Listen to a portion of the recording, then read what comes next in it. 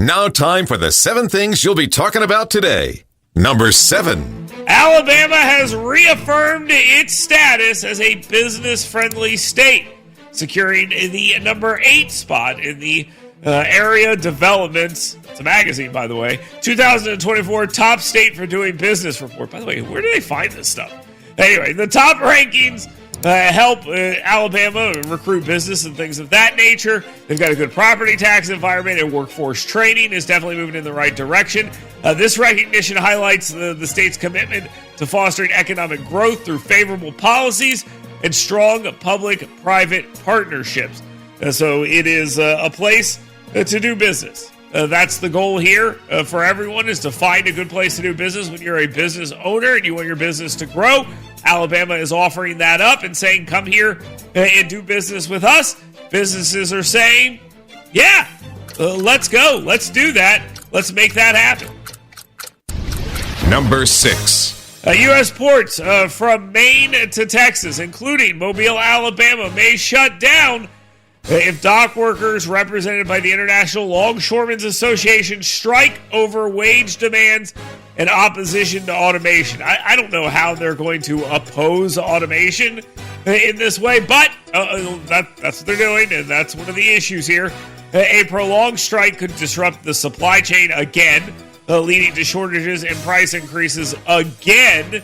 They talk about the critical holiday season. There's some other things going on that could be impacted as well. You know, hurricane recovery and a presidential election. All these things could be impacted by this, although Joe Biden has said he is not going to interfere in this strike, which upset a lot of workers when he interfered in a potential train strike. So here we are now looking at this issue today. Number 5. A Georgia judge has declared the state's 6-week abortion ban unconstitutional. Now, the reasoning, I'm not a lawyer, but seemed pretty dumb. The argument is that Roe v. Wade was the law of the land, even though it wasn't really a law. It was more or less a ruling from on high. But that was the rule of the land, and therefore those are the rules they had to play with. Doesn't make any sense. That's not how anything works. It's radical. It's nonsensical. But it allows abortions to continue in in Georgia, up to 22 weeks. I say Alabama because Alabamians will drive from here to Georgia in order to get this done. This could expand abortion access for residents, which they're calling healthcare for some reason. They're allowing healthcare to continue. That's not what it is. But surrounding states will have people leave their states and go get this done. Number 4. Alabama could get back in the mix on immigration legislation, and I'm not just talking about our leaders there in D.C. I'm talking about here in the great state of Alabama as well. In 2011, Alabama's Republican-controlled legislature passed what's been called the Beeson-Hammond Alabama Taxpayer and Citizen Protection Act, HB 56, to combat illegal immigration. But the law faced legal challenges and was not enforced. Recently, State Senator Chris Elliott has made it clear that, he wants to kind of revisit some of this and potentially bring this back to the conversation, revisit this law, citing changes in the federal judiciary under President Donald Trump, or former President Donald Trump, as a reason to do so.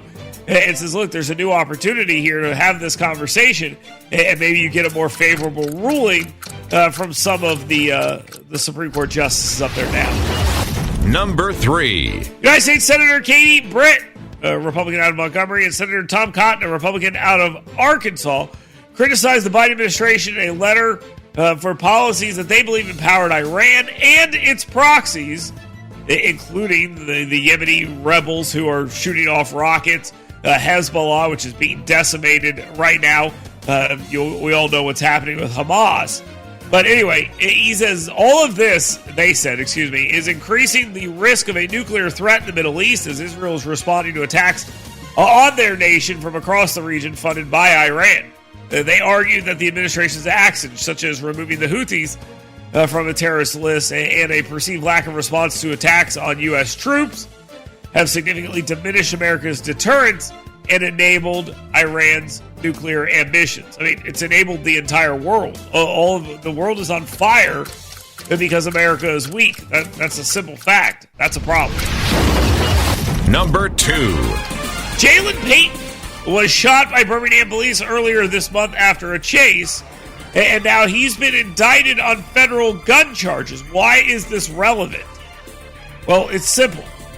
He has been indicted on federal gun charges that include possession of a machine gun conversion device as a convicted felon. Wait a second. Hold on one second. Possession of a machine gun. Did they pass a law in Alabama making this illegal already? No? Oh, so it was already illegal. Okay, just checking. Because of charges like this, United States Senator, Tommy Tuberville, Republican out of Auburn, stated that he sees no reason for Alabama to enact a state-level ban on Glock switches, while local leaders like Randall Woodfin, the mayor of Birmingham, have called for a ban. Tuberville emphasized the enforcement against those found with switches should suffice. He is, of course, correct on that. Now, time for the number 1 thing you'll be talking about today. Proving the old adage that I made up, quote, damn, Democrats got it good, end quote. The American media seems less interested in a massive swath of hurricane damage where at least 121 are dead and bludgeoning the current government because President Joe Biden and Vice President Kamala Harris are Democrats. Now, he spent a lot of time at the beach while she was in San Francisco raising money before pretending to be briefed on Air Force Two. And then they announced that they will start focusing on the issue. So they're now on top of it. So they're doing the right thing, I guess, because they're killing it. Their opponent, former President Donald Trump, announced that he had spoken with Elon Musk about providing Starlink internet service to areas without power in states impacted by Hurricane Helene.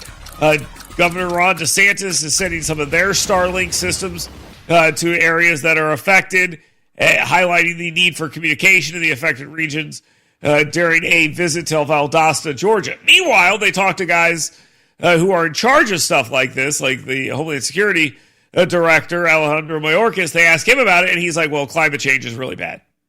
So that's where they're at. They're at the whole, this is climate change, and this is the real story here, as opposed to focusing on what's actually going on the ground. So a bungled response, which, by the way, we should not be surprised. I'm not suggesting that this bungled response is like something new. This is government. They're going to bungle the response every single time because government is unwieldy and inefficient, and it's impossible to move it quickly.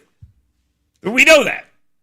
The issue here is kind of how they're covering this in a way that it implies that they're trying their best, guys, which is very different than the reaction you get when people they don't like are in power. When Donald Trump's in office, Donald Trump is killing people in Puerto Rico. When Joe Biden's in office, by golly, that old guy's just trying as best he can. There's really not anything else they can do. Climate change, everyone. So that's where they're at on all of this. We'll continue to stay on top of this as well. And of course, you can participate in the conversation in a bunch of different ways. Yes, you may do so. Jump in here, talk or text on the scoutpestcontrol.com WVNN hot take text line at 866-494-WVNN. That's 866-494-9866. You can also email us, Dale at WVNN.com. That's the downtownrescuemission.org email inbox. Get your questions in for 10 with him. Get your answers in for our tricky trivia question from Terry's Pizza. You can get that in as well. So please join us. We'll continue next right here on WVNN. Get WVNN's Dale Jackson's 7 Things You Should Be Talking About Today right in your email box every morning. Go to yellowhammernews.com and sign up today.